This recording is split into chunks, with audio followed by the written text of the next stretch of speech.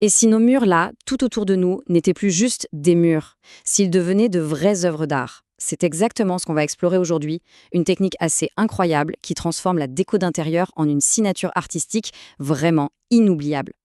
C'est une phrase qui résume tout en fait. Elle capture vraiment l'essence de ce qu'on va découvrir. C'est toute une philosophie, l'idée que le mur n'est plus juste un support, mais qu'il devient une expression artistique à part entière. Une signature, voilà. C'est vraiment le principe qui guide tout ce qui va suivre. Alors tout ça, ça commence avec une base. Une base qu'on connaît bien en fait.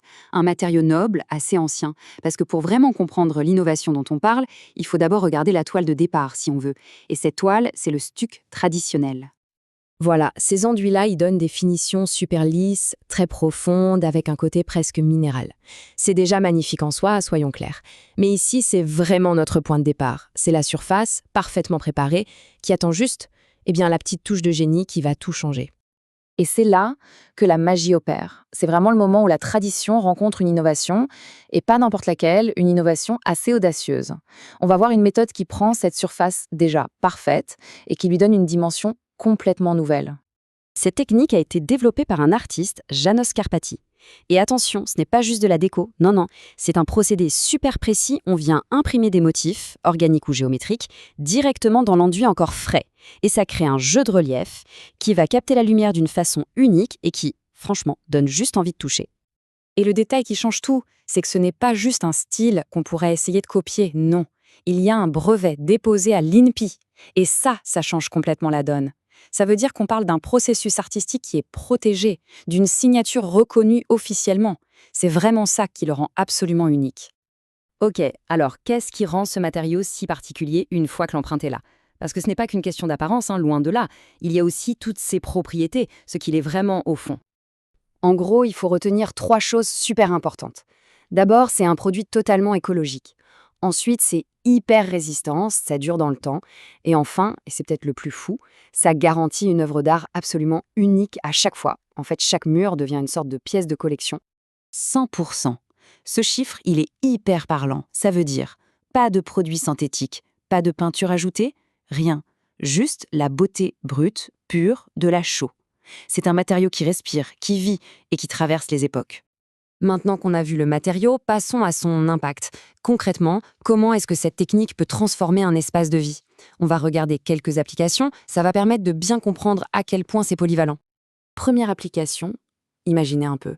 Une surface qui n'est pas seulement belle, mais qui donne vraiment envie de passer la main dessus. Les motifs en relief, ça crée ce qu'on pourrait appeler un paysage tactile. C'est génial parce que la lumière va jouer avec les ombres différemment tout au long de la journée, et ça anime l'espace de façon très subtile, très vivante. Maintenant, pensons à un contexte plus pro. Un bureau, un espace commercial. Là, un mur comme ça, c'est bien plus qu'une simple déco. Ça devient une affirmation, une vraie signature. Ça peut refléter l'identité d'une marque, la vision d'une entreprise. Bref, ça crée une atmosphère qui marque les esprits, à la fois sophistiquée et mémorable. Et puis, il y a les rénovations haut de gamme. Là, c'est juste parfait. La technique s'intègre à merveille dans des projets de prestige. Elle arrive à dialoguer avec des éléments anciens, historiques, tout en apportant cette touche de modernité artisanale. Forcément, ça rehausse la valeur et le caractère unique de la propriété.